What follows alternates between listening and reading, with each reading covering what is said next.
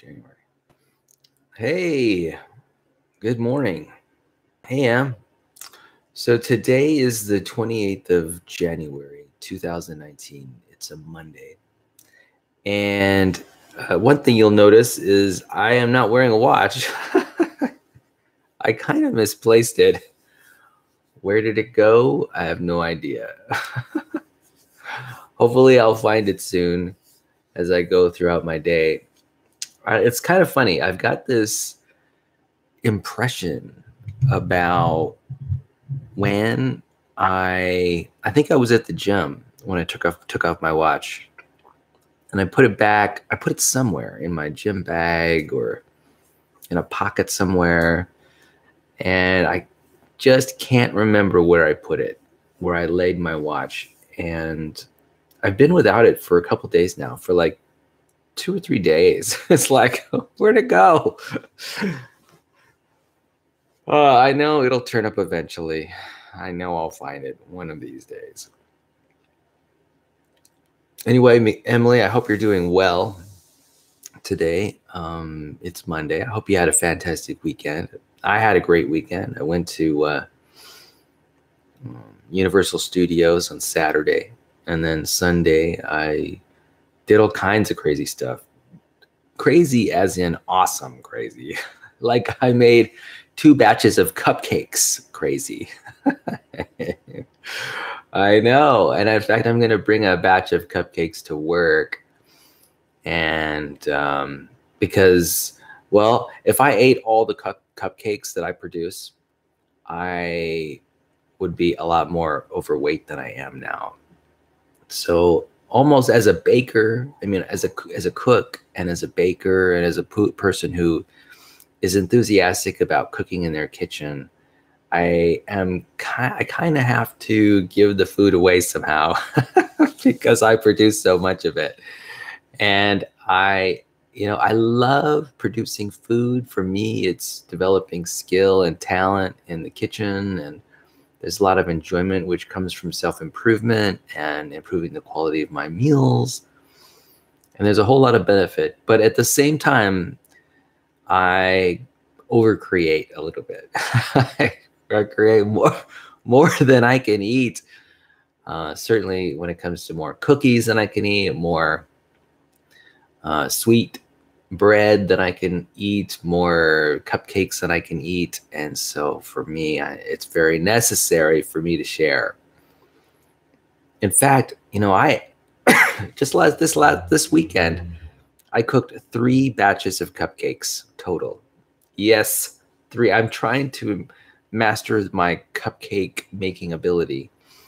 The first 2 batches didn't turn out well, and I pretty much just tossed both of those batches in the trash.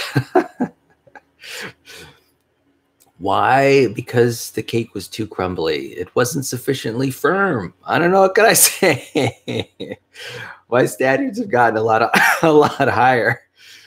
My cupcakes were not sufficiently firm.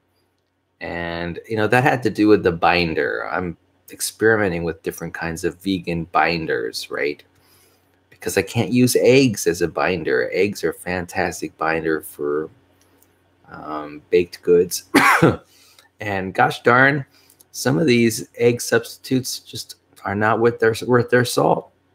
And so, here I am trying to outproduce a really good product, one that's edible and enjoyable. And my binders are not working for me, man.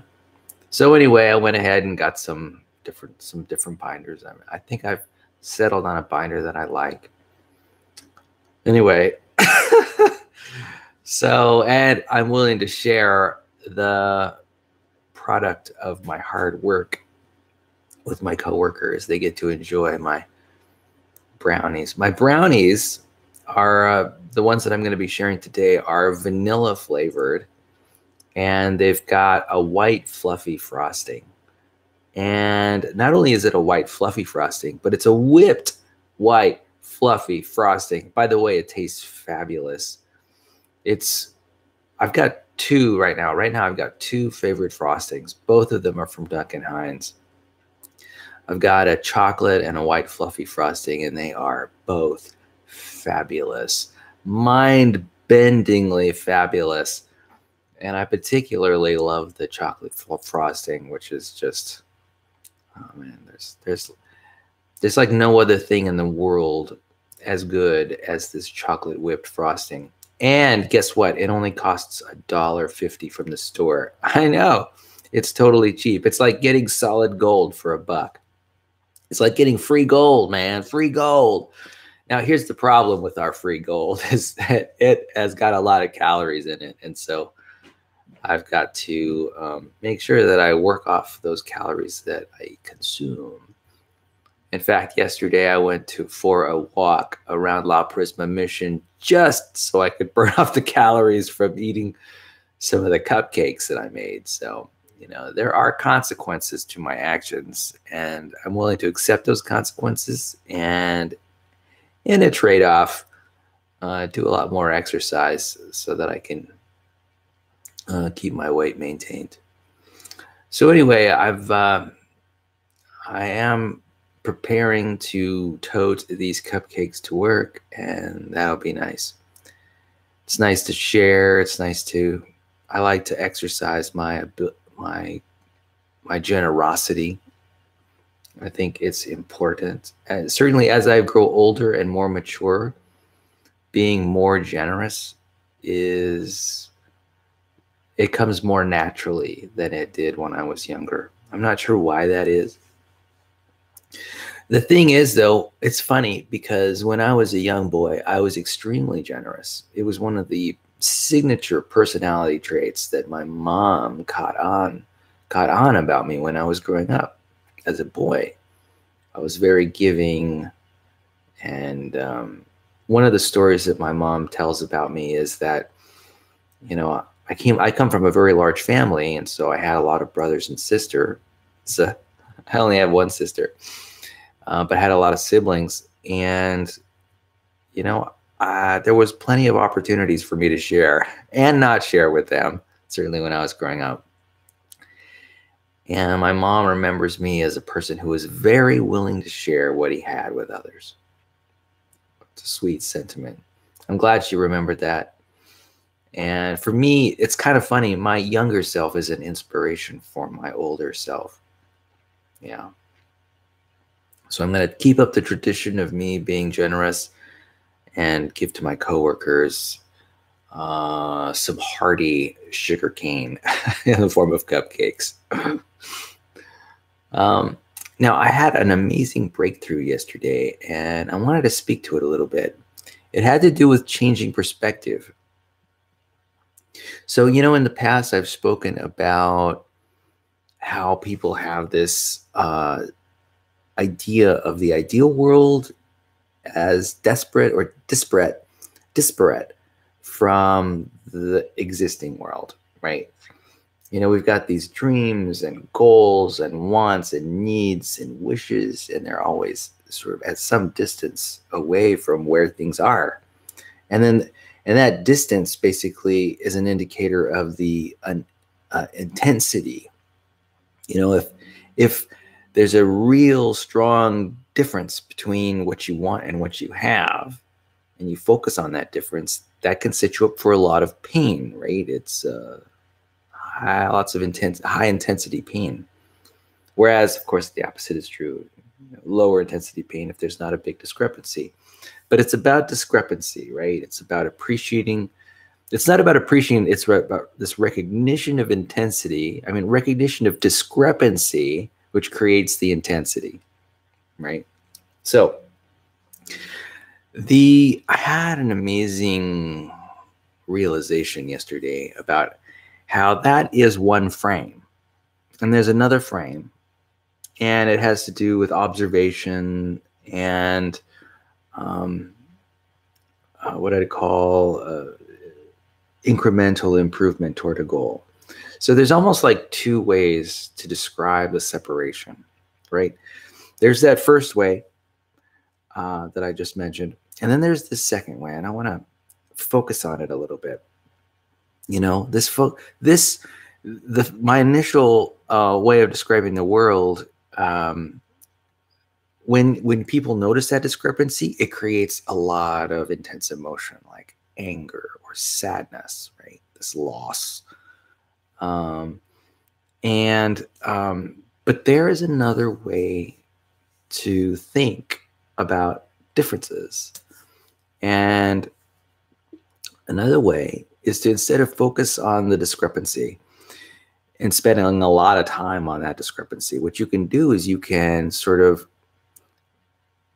look at your present reality in a very neutral fashion. Use your power of observation. Observe the way the world is and sort of recognize it in a neutral way. It's the facts of reality. And what that does is it sets you up for a really strong sense of acceptance about what's going on. Now, also recognize that you have desires, right? And see them as preferences, as like directions that you want to go in, right? And then what you can do is come up with a plan to make incremental improvements, right? Figure out what to do next. And then chunk your actions to reach that goal strategically in a way that is realistic, right? And sort of a progressing plan. And what I'm suggesting is that if you think about this sort of, what you can also do is feel gratitude for the way things are. I mean, they could be worse, right? It's what I'd call like downward comparison. They could be worse. I mean, there are people around you who are worse off in this particular area than you are. And that can be the subject of, or the reason for celebration, right? And then you can also, when you make these incremental plans and take action to achieve your wishes, your preferences, you can celebrate not only trying those tries, but you can celebrate the successes in the interim, right? As you reach this goal, this desire that you have. And plus, what I want to do is I want to hold that goal and desire a little more loosely, right? I don't want to grasp it firmly. I want to hold it a little bit more loosely, because the reason I can hold it more loosely is because I'm already feeling somewhat fulfilled, acknowledging the wonderful parts of the present reality, right? And so I don't have to feel this strong sense of lack, right? What I'm noticing is like this idea about preferences and possibilities. It's sort of a creative space. So basically, I'm reframing the discrepancy, right? So in one frame, the original frame, there's this discrepancy, and that's all I see is the lack, right? The difference, and it's stark, right? The difference between what I want and I really, really want it, right? And the reason you really, really want it is because you're suffering, right? There's more pain and loss, disconnection. Anyway, let me suggest to you that instead of over focusing on the lack and the discrepancy, why not spend a lot more time appreciating, well, first of all, observing neutrally what is, maybe even spending time loving what is, right? Figuring out what is wonderful about the present situation, and seeing that goal as a preference, right? What you'd like to have happen in the future as a preference, as something that would be nice to have, in addition to all the wonderful things you already have, right? And then think about your path to achieving that goal in terms of incremental actions, as you take each, well, first of all, even before you take an action, there's the intent to take action. You can celebrate that positive intent. There's the trying, right? The effort, that effortful, there's something to be proud of when it comes to taking that effort. So there's a pride. And then success, when you've made like what I call a marginal improvement. And so, you know, there's, at least in this frame, there's optimism, hope, there's acceptance. And you know what? This frame is empowering, right? There's a lot more positive feeling. And there's also a lot more control. The other frame is disempowering, right? The focus is on the discrepancy and how you don't have the power to make what you want to make happen come true. So anyway, I don't really have any words to describe these two frames. They are essentially describing the same thing, which is, you know, how do you handle the discrepancy between what you want and what you have, you know? One way is to focus on the difference and feel angry about it or sad about it. And the other is to focus on what you have and the actions you take incrementally to get what you want. As a preference, right? You hold that goal a little bit more loosely in your heart. So anyway, I just had that revelation. Is that a revelation? I'm not sure if it was a revelation, but I had that insight yesterday, and I really like it. I think that that is a wonderful way to reframe how things are going. So I invite you to use those two different frames, those two different perspectives, and hopefully that'll help you lead a more happy, healthful, enjoyable, grateful, peaceful, and positive life. And help empower you. You know, a really big part of what I'm doing here every day is empowering my daughter. I want to help her live a most amazing life. And, you know, it's interesting that the way that people do it, that is live amazing lives, has more to do with ideas, exploring, being curious about ideas and behavior than behaviors, right? Now, you know what? And it's really not about external circumstances. Having an amazing, successful, passionate, meaningful life is not necessarily about having a near perfect external situation. Absolutely. Absolutely. In fact, yeah, it's mostly about how, and this is something that I've said again and again, you know, how meaningful and happy your life is depends on how you handle the discrepancy between what you have and what you want. You know, there's the bad thing, right? There's the thing that's happening that you don't want to happen.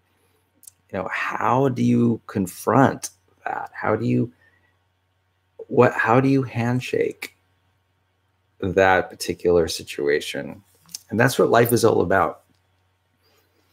It just gets down to that.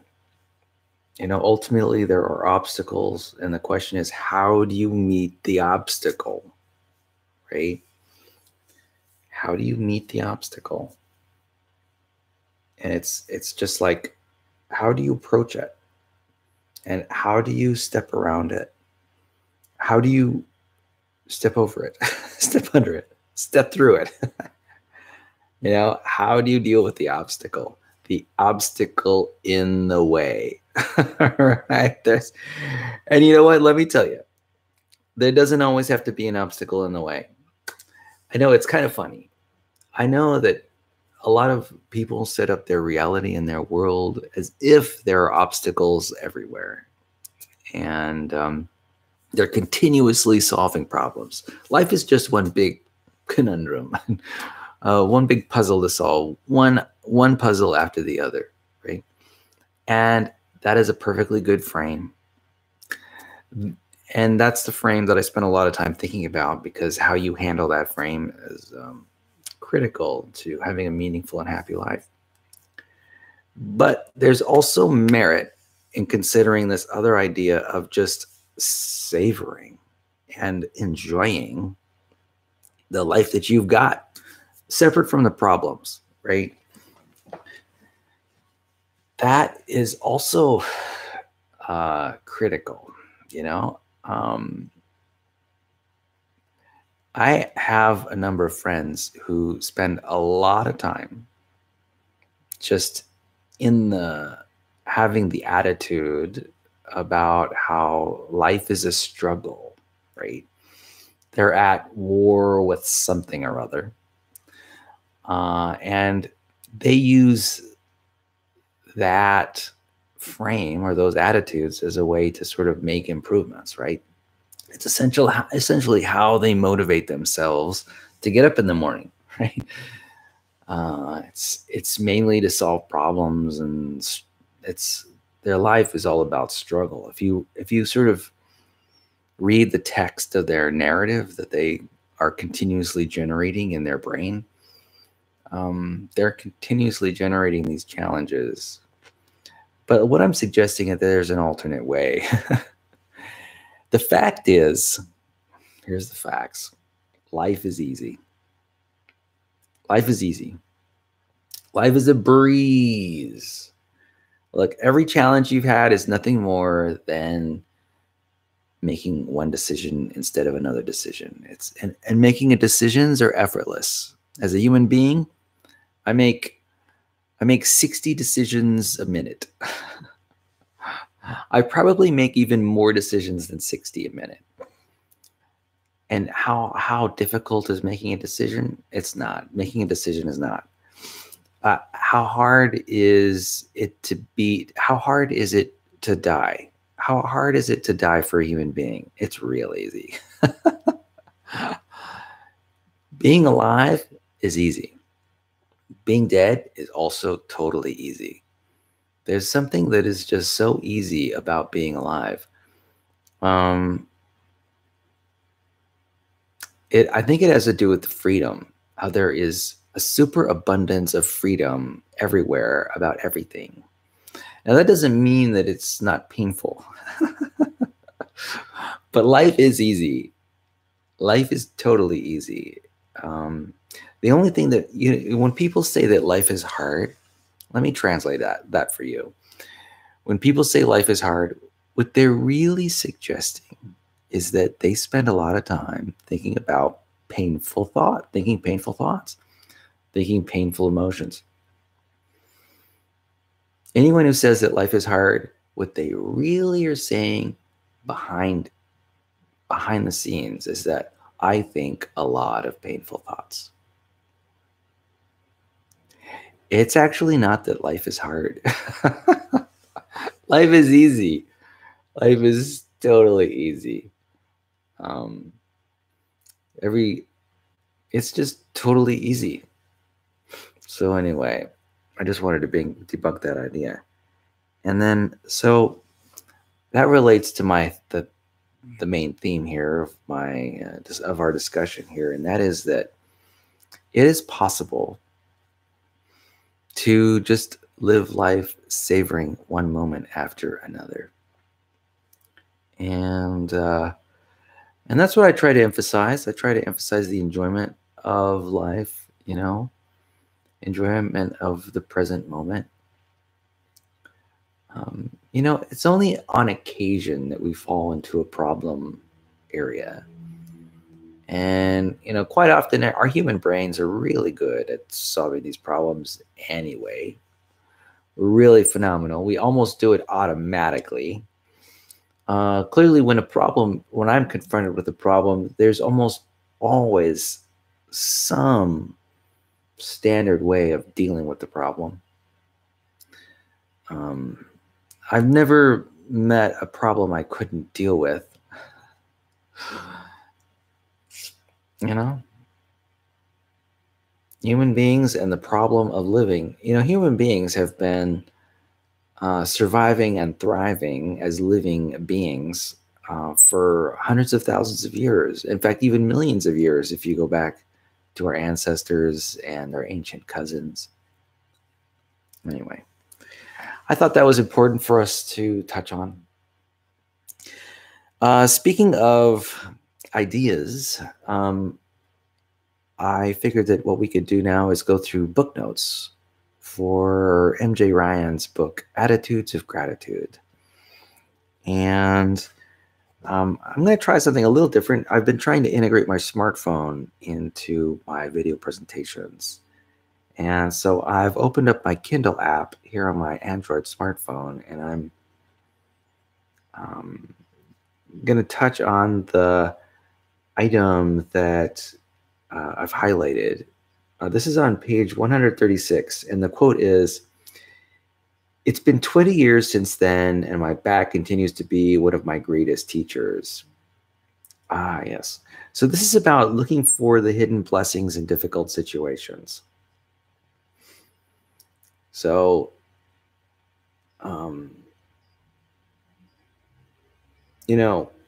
is that really where I am at?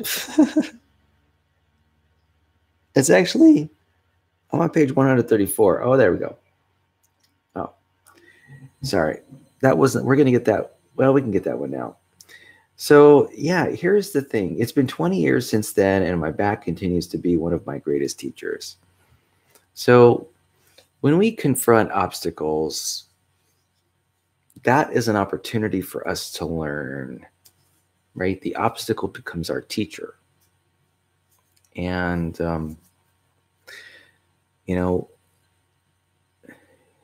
but that requires standing back, right? At least for a moment, to think about, what can I learn from the situation? This goes back to the no matter what thinking, where how you can make improvements no matter what. Learning is always something that you can do no matter what. If you got cancer, one benefit will always be learning. If you became a quadriplegic, you'd always do some learning. And that's great. In a way that, for me anyway, that's the purpose of life. Partly is learning about how to survive in our little microenvironments in our part of the world. So yeah, so these obstacles are teachers. And I mean that metaphorically, because not every obstacle is an actual teacher. I spend a lot of time in college, in my college classes, confronting actual teacher obstacles who are actually teachers. But some obstacles are not actually teachers, but they are metaphorically teachers. And, it's really critical to recognize that. Everything can be a teacher. I mean, just recognizing that much is enough to get you to awe, which is also enough to get you to happiness. I mean, just that realization alone.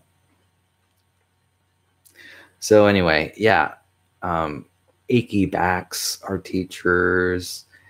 Any kind of pain-inducing problem is a teacher.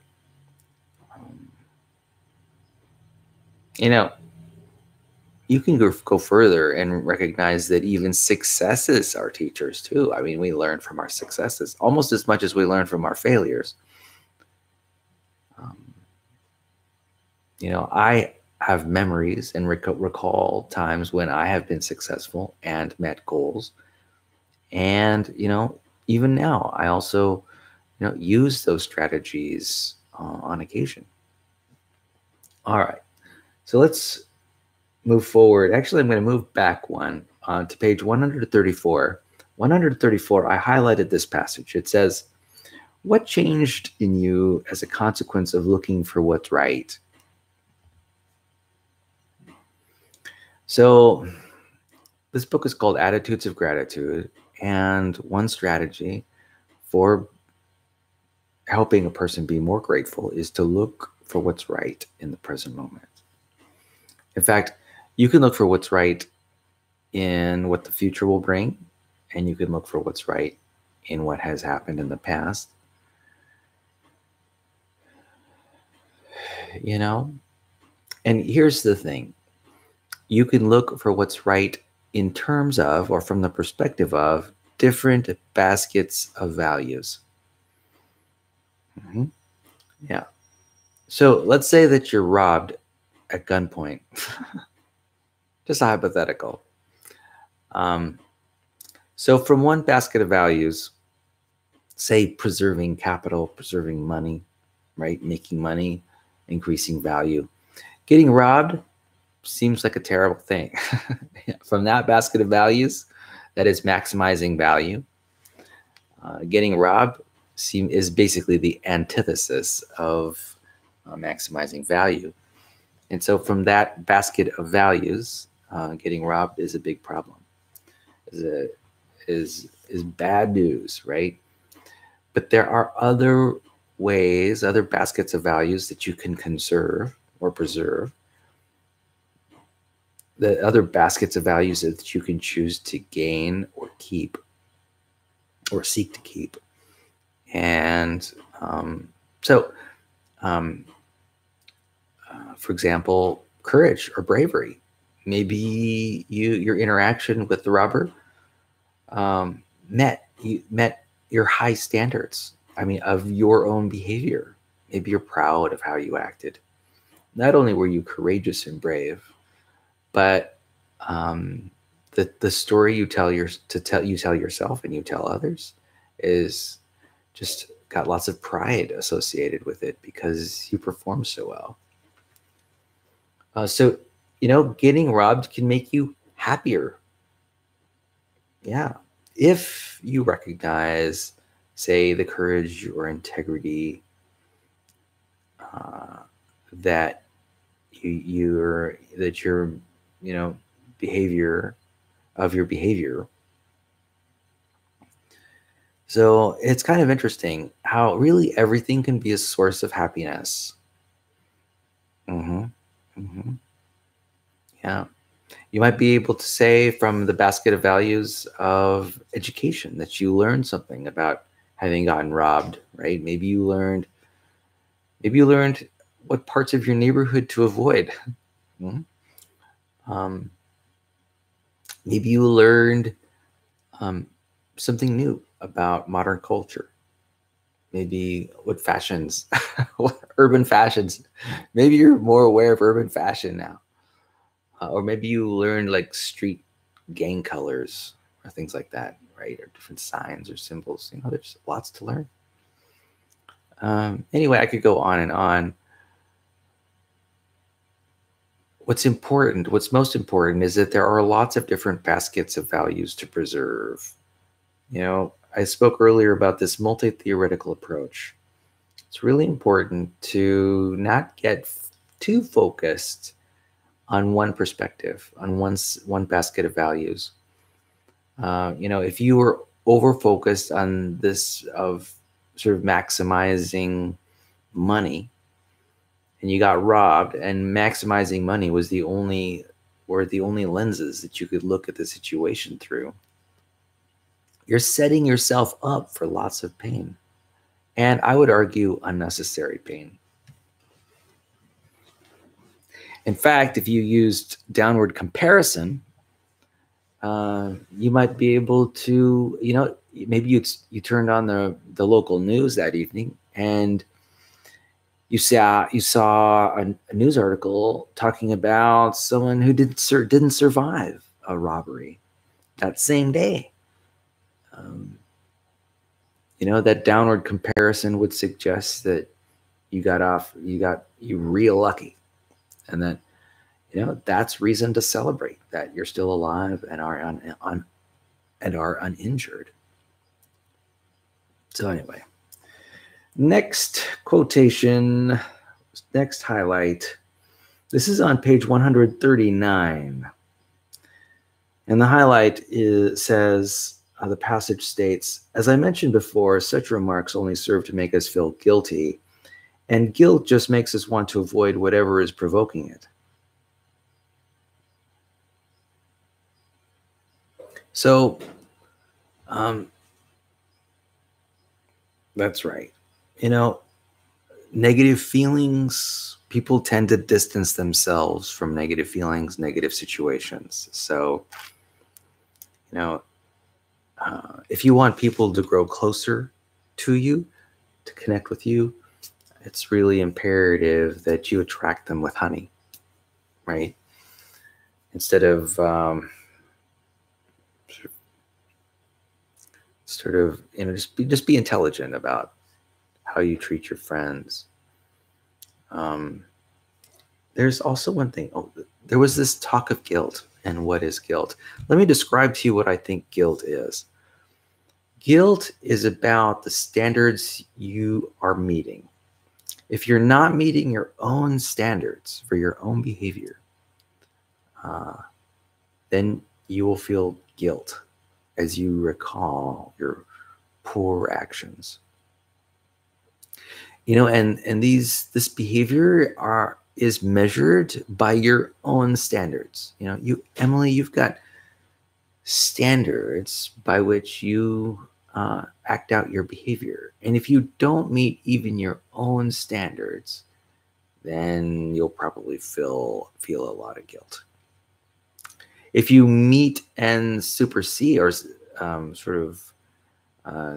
totally meet your standards and exceed your standards, then that is reason for feeling pride.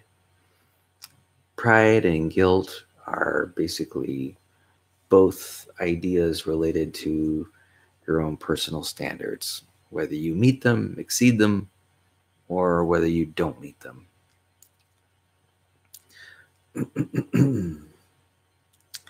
So anyway, let's move on to the next passage. Here's passage number 46. You know, give thanks to your body. This is on page 146, without wishing or hoping it could be different.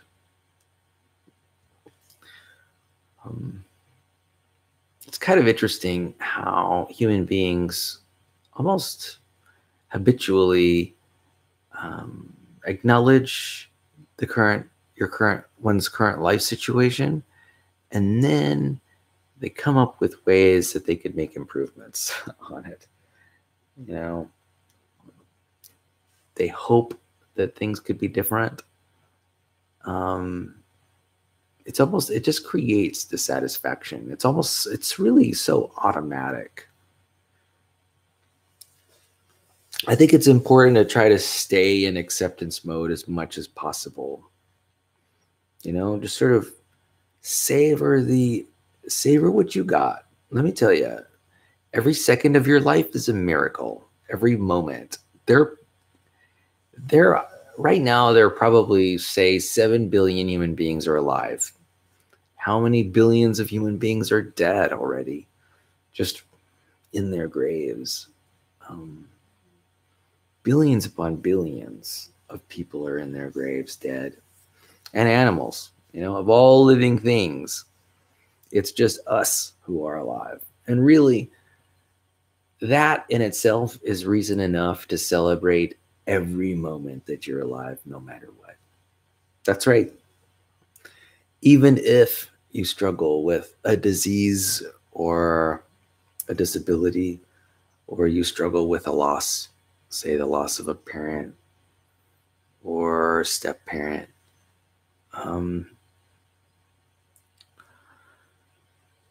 you know, you're still alive. There's still reason to celebrate. There's still reason to be happy. There's still reason to be grateful. In fact, I would argue that there are, even in the face of loss, an infinite number of reasons to be happy.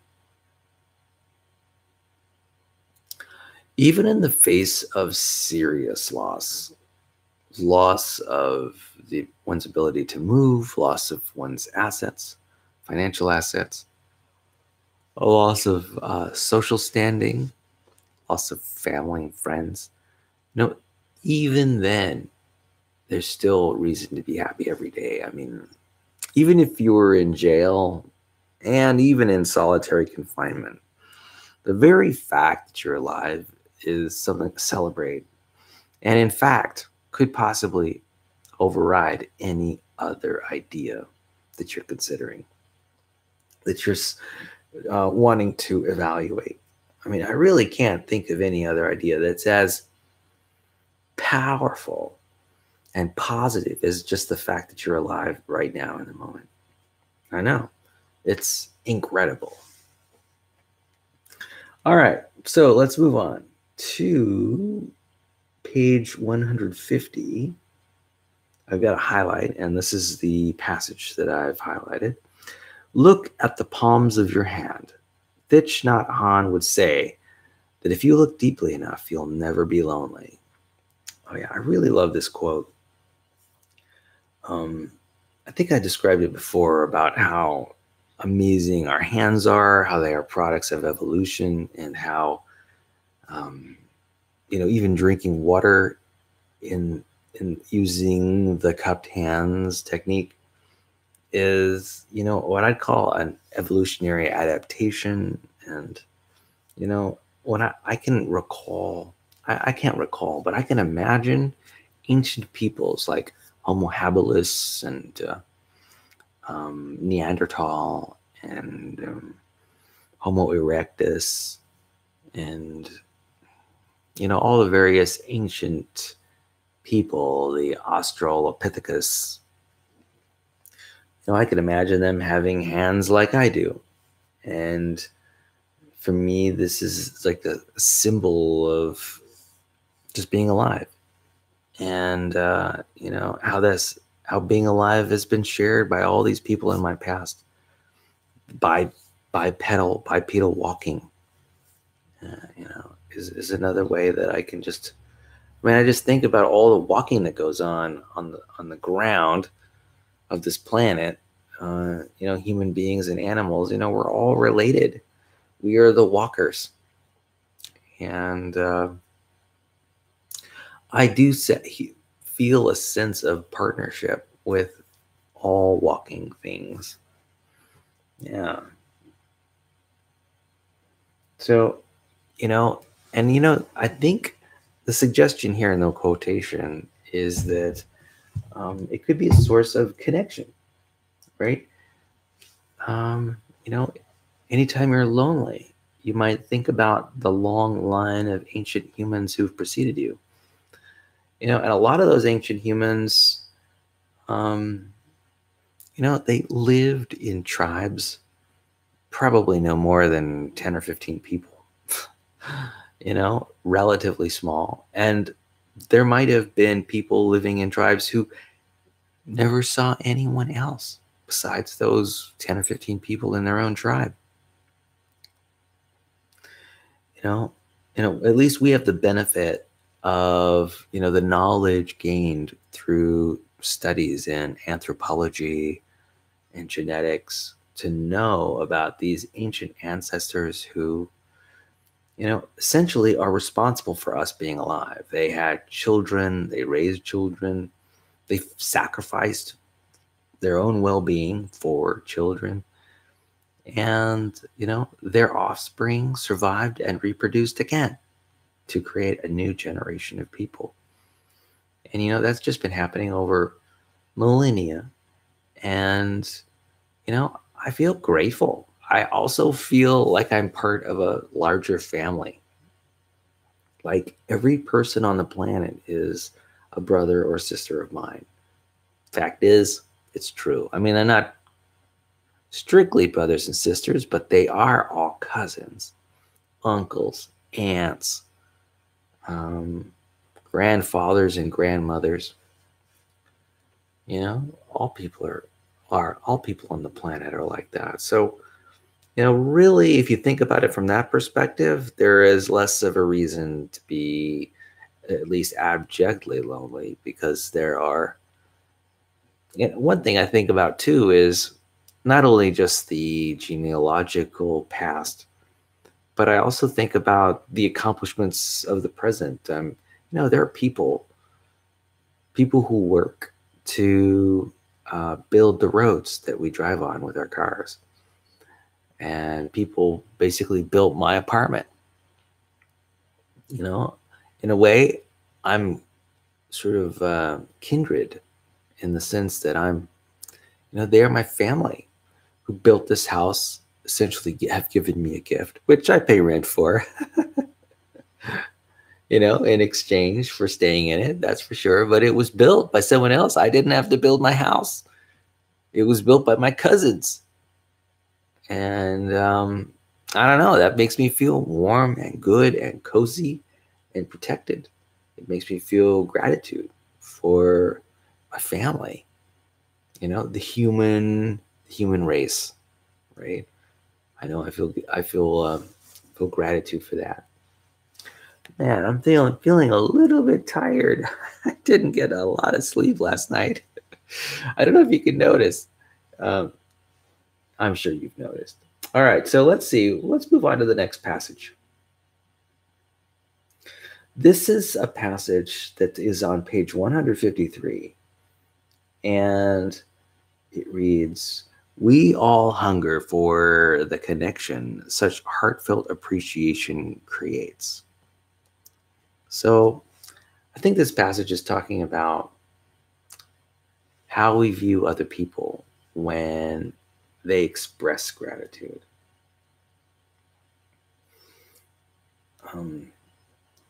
When a person compliments me, I feel very loving toward them. I just feel generous toward them. I'm so thankful that they're grateful for me.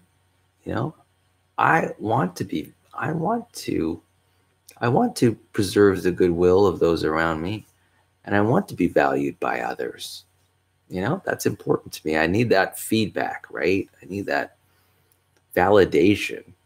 And I think all people are like that, some in more a greater degree than others. But,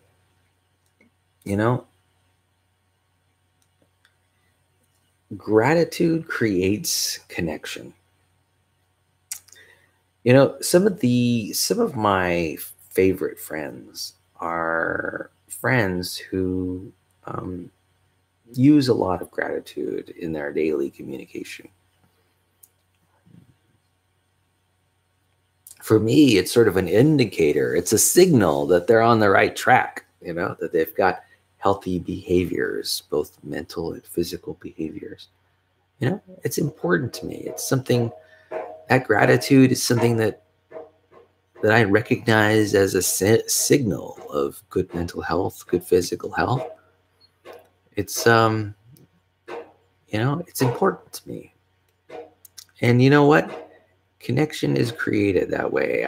In fact, I often seek out people who are the most positive in the room, and I'll go over and connect with them, just based on sort of the energy that they're emitting, right? And when I mean energy, I'm talking about specifically nonverbal behavior. Nonverbal behavior that is relaxed and is focused.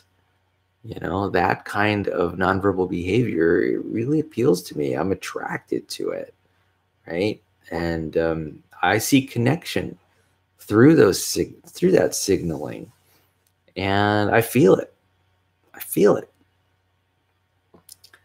And it's interesting how gratitude can be a source of connection, where you connect with others and others connect with you, based on observations about what's true for them in the moment, what they're appreciating, what is wonderful in their present moment and in their external reality.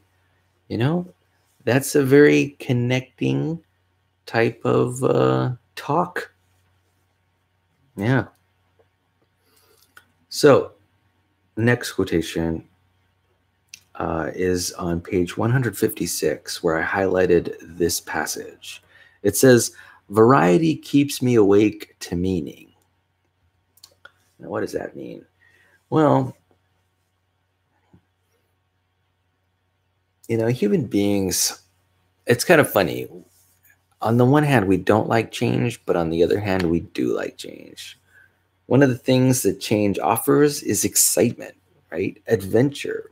And here's the thing about being human. It's kind of dull most of the time. I know. I can't believe it either. It's kind of dull most of the time. And so we end up filling our days with video games, computers, and television, and generally tasks that are good for us. I mean, that doesn't change the fact that reality can get a little dull sometimes, but it helps, right?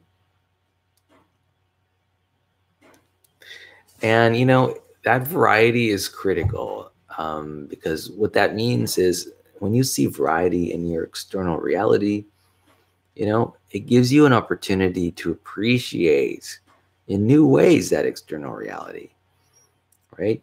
If something breaks out, of your perception, and you get to focus on it. And what's great about that is that you can spend time figuring out what you love about that object, what's wonderful about it.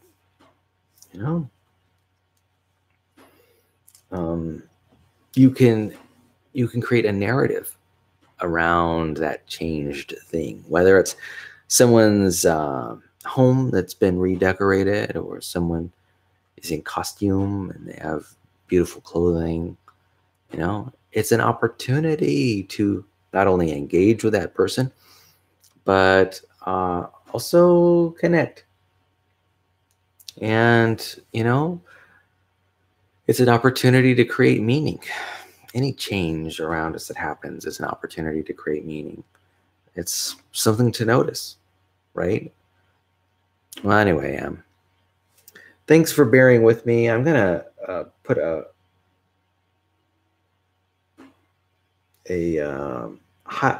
star next to that highlight, so I can talk about it.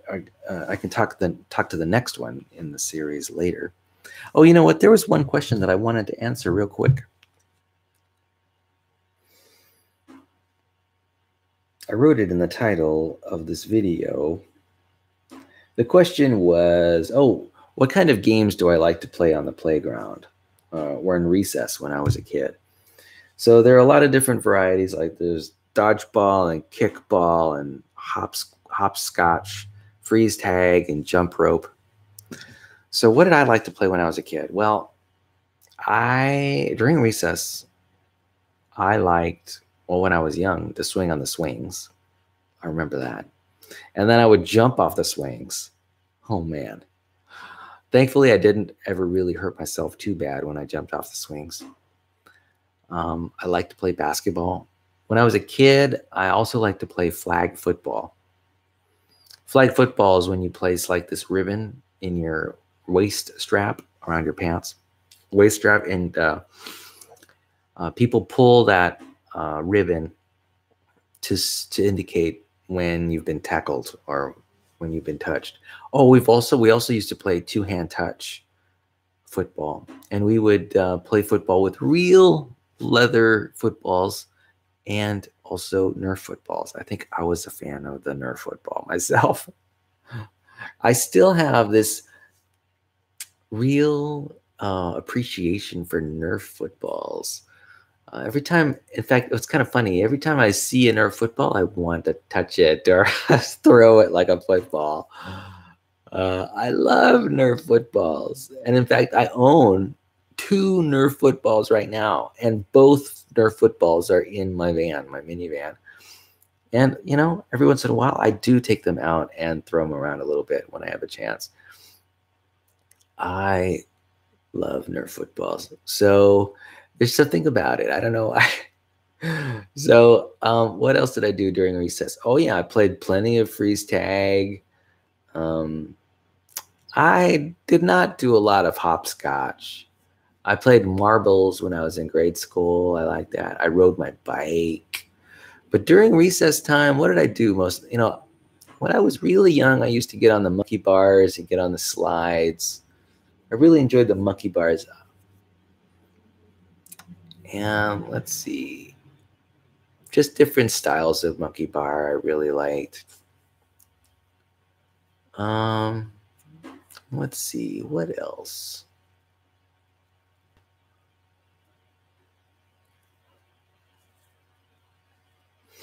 What else did I play during recess? I don't know, man. Just hung out with friends, I suppose. Anyway, Emily, I hope you have a good time during your recess in high school.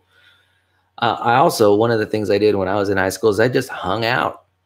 I did a whole lot of nothing, just hung out, talking with friends, walking around campus, sitting around, drinking a soda or something like that. Valuable experiences. It was good news, man. It was good. Well, Emily, anyway, I'm going to wrap this up.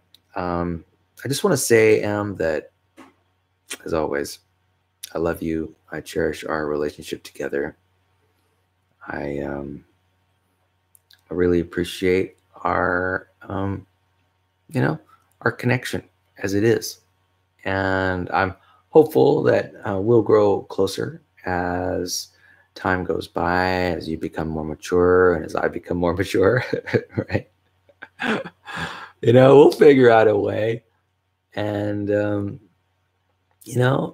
the meantime, we can enjoy what's going on and what is good in our lives and the level of connection we have, and just savor it.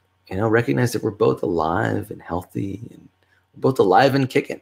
We're both young at heart, and we laugh every day. I mean, come on, what could be better than that? And so I'm really grateful to have you in my life, and your life gives me a sense of meaning and helps me sort of get grounded. That is, I'm really, because of our relationship, I am able to sort of, recognize what's truly important, right?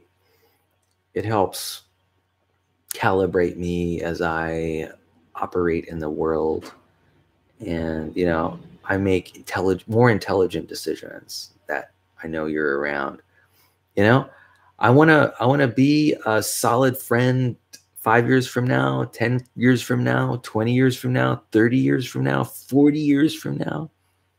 I want to be there for you. And in order for me to be there for you 40 years from now, I got to take care of myself. I got to eat healthy. I've got to act safely. I have to maintain and manage my mental and physical health. And, it's a great motivator, to recognize our relationship and how valuable it is to me, and use that as motivation for healthful behaviors and a lot of self-care, so that, I could survive long term, and we can walk hand in hand, arm in arm together for years and years to come, for decades, maybe even an additional half century. Who knows? Who knows? That might be possible. So I'm looking forward to it. So here's to you, and all there is to be thankful for. And I hope you have a spectacular day. I love you, girl, and have a great week. I'm going to be enjoying my week at my community college and at work, and looking forward to a surprise that I've got coming later on Wednesday. I'll share it. I'll share it with you when it happens on Wednesday. But I'll talk to you later, girl. I love you.